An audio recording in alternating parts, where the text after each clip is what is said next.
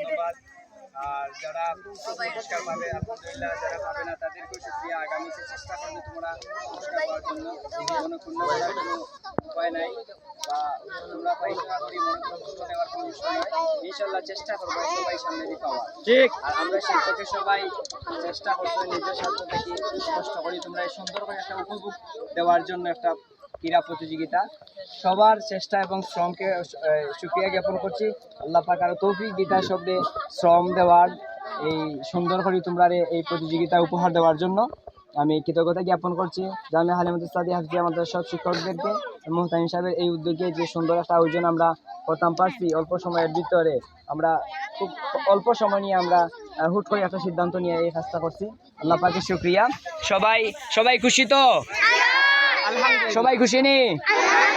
সাউনি ইলার হইতো মাহফিল, ইলা সাউনি প্রতিযোগিতা হইতো আলহামদুলিল্লাহ। আল্লাহ পাকের শুকরিয়া, অসংখ্য ধন্যবাদ। এ পর্যায়ে আমরা পুরস্কার বিতরণ শুরু করব।